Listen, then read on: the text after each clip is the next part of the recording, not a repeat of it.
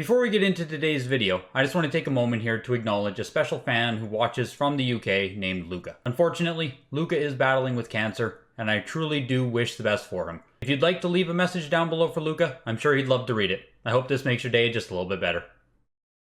Today, I want to tell you guys about the biggest collection purchase that I ever made in all of my years of collecting. And this actually comes from all the way back in 2014, believe it or not. I guess you could say I kind of peaked early in that respect. And even though this purchase took place in 2014, the very first time that I had contact with the person who sold me all this stuff was in 2011. Which just goes to show that in the whole world of buying, selling, collecting, it's really good to keep connections and always be honest with whoever you deal with. Now, luckily, I am a bit of a psychopath and I keep all of my emails, so I will be breaking down this deal from the very first time we had contact in 2011 to when the transaction finally finalized in mid-2014. And what's actually crazy with how connected this sealed collecting world is, or was at least back then when there were so few people partaking in it, just a little while ago on Instagram, someone tagged me actually and showed me one of the factory sealed games that I sold back in 2014 from this collection purchase that he then had graded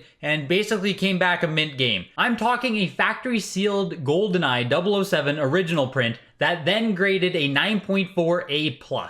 That's like a $20,000 video game now that I probably sold to this guy for $300 back in 2014. But I am getting way ahead of myself here. Let's go back to 2011 and the very first contact I had with Mark, the guy who sold me his entire collection of video games. So the first email I ever get from Mark, I received December 21st, 2011. And I wish I had more context for this first ever transaction. Unfortunately, all the email says is used consoles on Used Regina, which is my local used site, and he told me to give him a call. And assumedly, we did do a deal on some items. I don't have 2011 spreadsheets, unfortunately, so I don't know exactly what went down. But I did send him an email the next day saying, hey, here's my email. I just want to give it to you. Hopefully I hear from you again in the future. And you know, usually when you do this, you don't actually expect anything. But like I said, it's always good to just put yourself out there, be honest, be transparent, be friendly, and you never know what will come from it. So now we fast forward 4 months, and I get another email from Mark out of nowhere. It's now April 26, 2012, and I get an email that says, hey Budster, I might be moving to northern Saskatchewan.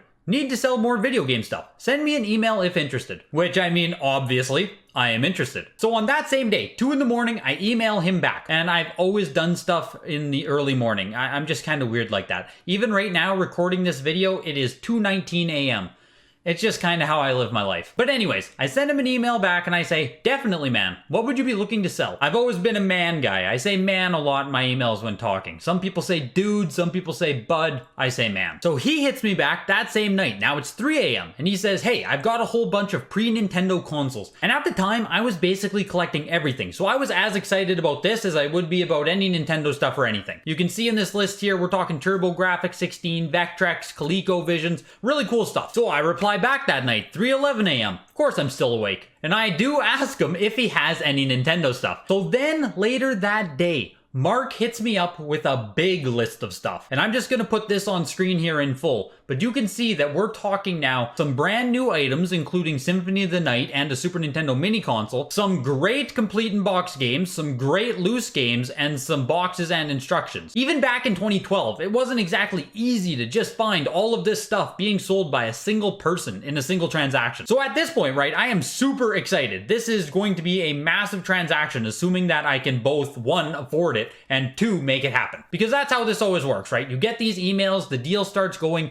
and then you have to actually move through all the motions to make a deal like this come together. So a couple of days go by with communication. We're trying to set up a time for him to come into the city. He works out of town. I work part-time hours, so it's kind of sporadic day to day. So we're just trying to put something together. And here's a really funny email I sent him that really puts 2012 into context. While this first transaction is taking place with Mark, I would have been 19 years old. So I sent him an email saying, if you just called me at about 1, sorry I didn't pick up, I'm low on minutes on my phone. Text me if you can. I was still using a phone with prepaid minutes on it because probably I didn't want to pay for a full plan at the time. And it wasn't the absolute norm for everyone to just be sitting on an unlimited phone plan. But I want to point that out so you can really transport yourself back to 2012 in your mind. So the next day, I get word that all of Mark's stuff has been delivered to one of his friend's house, Randy. And because Mark works out of town with sporadic hours as well, he just dropped the stuff off and then had to take off because I was working that day. So now all the stuff is sitting at Randy's house. So another day goes by, and then I finally have time to go over to Randy's and check out all the stuff. And I remember going in there, and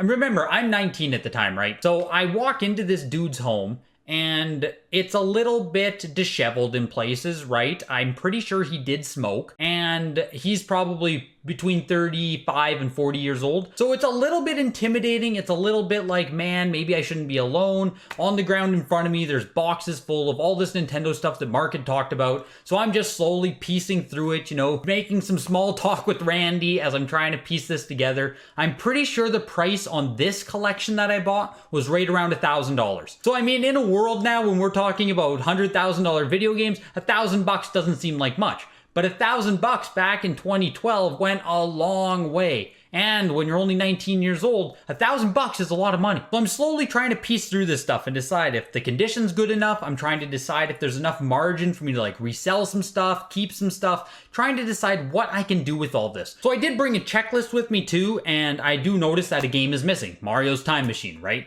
Kind of a considerable title. If you don't know, it's a later NES release. It is a Mario release, and it's a pretty uncommon game. It's not one you're going to come around at all. And it was supposed to be the box and game included, so this was not something that I wanted to miss out on. So I contact Mark after going to look at all the stuff, and I just say, hey, you know, it all looks good, but there was no Mario's Time Machine. Do you know where it is or what happened? Mark hits me back, you know, oh, sorry, yeah, no, I'll get it sent out for you. I'll ship it out the next day. I say, okay, once it arrives, we'll finish up the transaction. So a week passes and I hear nothing. And at that point, right, I'm getting a little bit nervous, a little bit panicked. I feel like the deal has fell through. I blew it. I should have just acted upon it. You start getting all those thoughts in your head, right? So I just hit him back with an email saying, hey man, just wondering what the plan is. Hit me back and let me know. Thanks. To which he replies, the game arrived on Saturday. Randy's been waiting for you to go over there. It's all up to you. So I guess it was on me to make the next move, not for him to let me know. I don't know. So I finally go back over there. We finalize this transaction. We get it all settled. I remember being super happy about it. And here's the last email that I sent to Mark at the time. This was sent May 11th, 2012. Just wanted to say thanks so much for giving me the chance to buy all that stuff from you.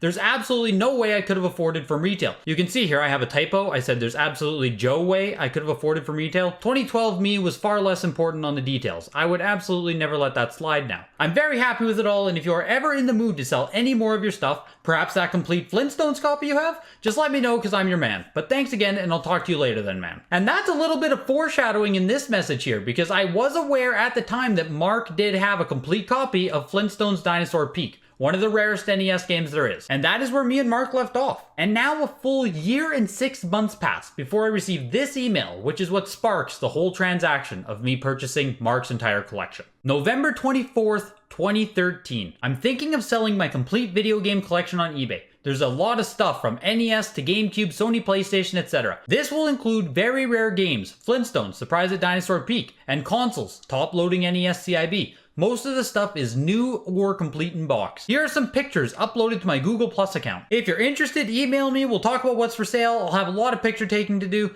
P.S. I'll understand if you want to pass on this. Just wanted to let you know before I eBay it. Take care, Budster. I've always been Mark's Budster. What can I say? And I will just share with you guys here the Google Plus photos that he did upload.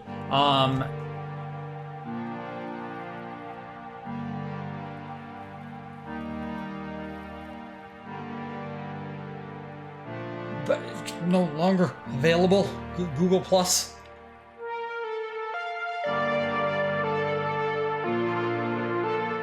So this is actually one of the most unfortunate things. I keep all of these emails, I keep all of these records only for Google Plus to end their services. But I'll try to paint a picture in your head here. Imagine someone sending you pictures of big Tupperware totes, like the big storage bins that you can buy from Walmart, and inside you're looking at Flintstones Dinosaur Peak, Bonk's Adventure, Rescue Rangers 2, Bubble Bobble 2, amongst other great Capcom games and other titles complete in box. Then in another tub, you're looking at a top loader NES, a Super Nintendo Mini, you're looking at a Virtual Boy console. All of these different gaming items in 3 or 4 different tubs. It's just pictures showing showing games and a hell of a lot of value. So basically when I received this email, I'm as panicked as I am excited. It's now 2013, which means I'm 20 years old, but I'm still just a broke ass university student who works part-time. Basically, there is no way in hell that I can afford to purchase this collection at any kind of actual valuation. But I know that I cannot simply say no, so I enter into negotiation and communication. 5 minutes after I receive his email, I hit him back. Hey man, long time no talk. Thanks for remembering me. I can tell you that I would definitely be interested in making some purchase from you. I would love to get first grabs at some items before you take it online. I'm not sure how you want to go about it. As you said, you have a lot of pictures to take and stuff, but perhaps once you get a list, prices put together, we could look it over. If you have a different idea, let me know, but yes, I am interested. Haha. You always have to put a little haha in there just to lessen it, right? First you write, I am interested in all caps. Then you finish off with a little haha. And after replying to him not 5 minutes after he sends his initial email, I don't hear from him. 10 days go by without me receiving any kind of contact, so I just send an email saying, hey man, just wondering if, everything's still good, or if you changed your mind, what's up? He responds the next day saying, haven't done anything yet, been visiting the kids, I will get back to you once I get all of the pictures taken. Which, yeah, okay, that's very fair, right? Very fair. So, that was on December 5th. Now we jump forward to 2014, January 25th. This is almost 2 months now since he told me he will take care of everything. Obviously at this point, I don't have a whole lot of faith that anything's gonna actually come from it. Maybe he changes his mind. Maybe it will just never come together. Maybe he already sold it by now, right? It's been 2 months. So I do just reach out again, January 25th, and hey man, anything going on with it? Which he actually replies back the exact same day saying, been so busy the last few months, you're the first one I get a hold of, nothing's changed, sorry again, we'll get my shit together and get back to you. Which, okay, right, fair.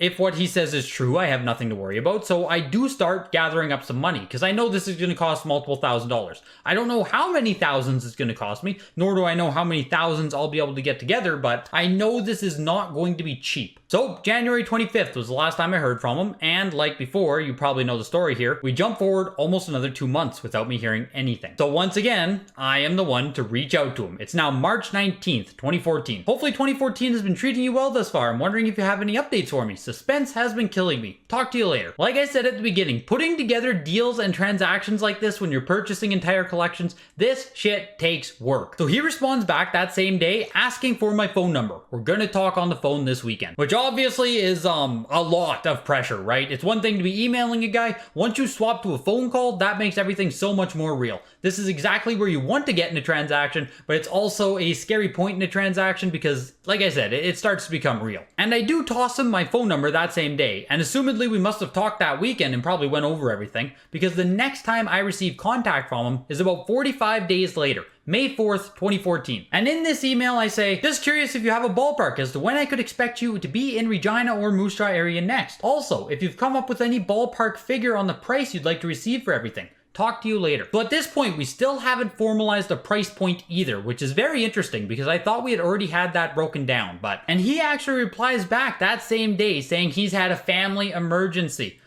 Nothing's happening with the video games, we'll talk soon. And this is just life, right? You can't predict stuff like that. I've now been talking with Mark on this transaction for 5 months. You just don't know what's gonna happen with stuff like this. So that was May 4th. I just said, no problem at all, take all the time you need, we'll talk soon. And I remember in my head that this is where I thought everything died. This is where I figured it was just done. And I was okay with that. You put this work in, you put in this communication, but there's never any guarantees of anything. It's the exact same as going out grad sailing or going to thrift shops. Hope that something comes of it, but most of the time you expect nothing to, but you have to put in the work in order to sometimes get the rewards even though you expect nothing. It's just all part of the game. But as I'm sure you can guess based on the title of the video, that's not where it ended. 3 weeks later, I get an email from Mark out of nowhere saying, hey, you have some time today. Which I replied that exact same day saying, yep, I'm available, right? At this point, I want to move on this. And once again in this story, this is where it's frustrating that Mark is a phone call guy. The last email I got from him before this phone call was May 25th, and I don't hear from him again in email until June. So on this phone call, I assume we went over all the items again and we went over pricing, which is where we came up with $4,000. And don't get me wrong, right? $4,000 is a lot of money. It was a lot of money back then. It may not sound like a lot lot of money now that we're in the 2021 mindset where everything costs $50,000. But like I said, a single item from this collection, right? GoldenEye 007 factory sealed brand new. I sold for $300 in 2014. Prices were much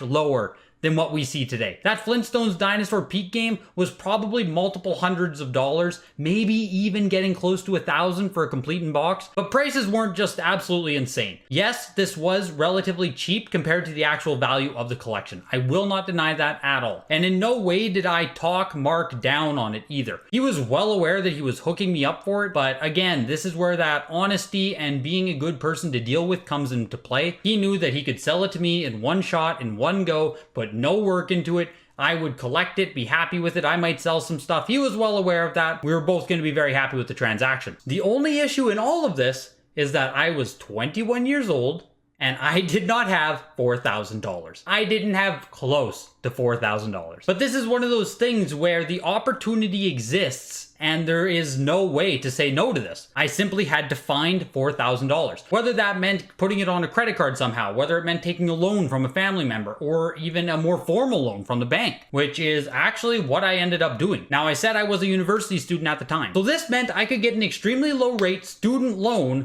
from the bank, and that's exactly what I did. Once we finalized the $4,000 price tag, that week, I went to the bank and I took out a $10,000 loan. Now, I just took out $10,000 because I didn't want to stress about anything and I wanted to make sure I could make it work. $10,000 versus $5,000 wouldn't have made any kind of difference, so I just went for the more money rather than the less money. But I do remember how stressful it was to take out that money on a loan because that was the highest money amount that I had ever dealt with in my life on a single transaction, especially to be spending it on something like video games. Especially when my parents didn't at all agree with what I was doing, so there was also the added pressure of that with the transaction. I was still living at home at the time, so I was gonna bring this collection into their house for them to also deal with. So like I said, that was all finalized in May, and we are finally gonna do the transaction in June. So we finally meet up in June. June 25th is the last email I ever sent to Mark. This is the day he finally came to my house, he finally brought his entire collection, and I gave him the $4,000, and we shook hands and went our separate ways. And this came in 3 or 4 different big bins, like I was explaining before, filled with video games to the brim. I still do have a few of those bins in my collection, as stupid as it is. And of course, I have it written down in my spreadsheet exactly what this collection contained, because I'm just like that. And there were over 200 games and over 30 consoles plus accessories. So for the consoles, we had a Sega Nomad complete in box, Virtual Boy console, new in box, an unused Donkey Kong 64 promo controller, which I stupidly sold off. I had it graded, brand new Donkey Kong 64 controller, and I sold it. That was probably sold in like 2016, 2017. I kept that one for a long time. I wish I still owned it. Sega Saturn console complete in box, Super Nintendo Mini, new in box, Donkey Kong 64 console, new in box, NES 101 console, new in box, a regular Super Nintendo complete in box, a regular NES complete in box, a PS2 complete in box, oh, Nintendo Wii complete in box. And then we get into the games. So there were only those few factory sealed games that I told you about there, but then we get into, you know, PS1 games that were included in there. We have Final Fantasy 9, 7, 8, Final Fantasy Anthology, Tekken 3, Diablo, Final Fantasy Origins, Ridge Racer, Tomb Raider 2, Chrono Cross, Jersey Devil. We move into complete in box NES games. We have Metroid, Mario's Missing, Final Fantasy, Zelda Classic Series, Kirby's Adventure, Donkey Kong Classics, Dragon Warrior 4, Dragon Warrior, Joe and Mac, Flintstones, Dinosaur Peak, Bubble Bobble 2, Rescue Rangers 2, The Jetsons. It was truly an incredible collection, and something that even to this day, you know, in the next 7 years that passed, I have never replicated a purchase such as this. Just in the sheer size and quality of this collection. You know, with me here, I do still have some of the items as well that he sold to me. This right here is that Mario's Time Machine that was missing in the initial transaction. Here's the one and only Bubble Bobble Part 2 copy I have ever owned in my collecting career. I kept this copy from Mark and I never went out of my way to upgrade it. And the crazy thing is that as soon as this transaction takes place and I bring it all into my house and we're all happy with it, the very next day, I have to go into straight reseller mode, which is the stress brought on by taking out a loan to even make this happen, right?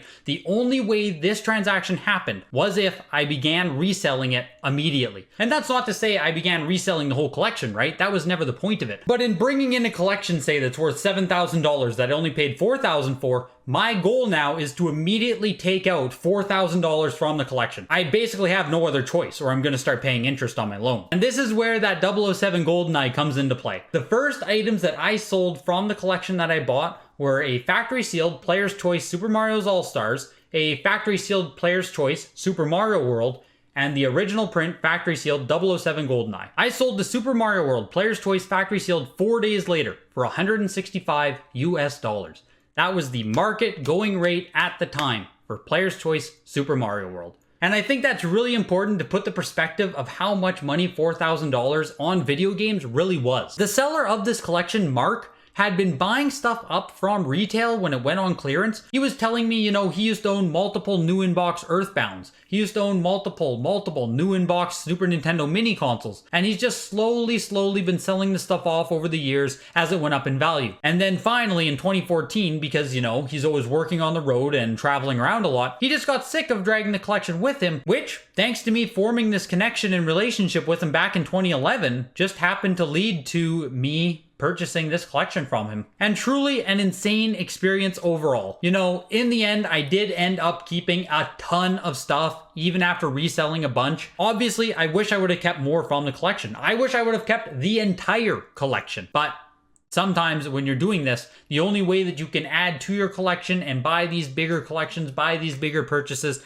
is by also inevitably selling off other things. But truly one of the most amazing experiences in my whole collecting career. This has been so much fun, even for me, to go back through those emails and relive this as if it was happening today. I remember so much of it so vividly, due to how scary it was and exciting it was at that point in my life. You know, if you're just starting out collecting now, maybe you started collecting last year, all there is to do is stick with it, keep doing it, keep getting better at it, keep learning, make connections, and you never know when something truly incredible might happen. And that is going to be the end of today's story time. If you stuck through this entire thing, which ended up being way longer than I thought it would, I hope you enjoyed it. I'm not going to keep you any longer though, so I hope you enjoyed the story, and I'll see you guys next time.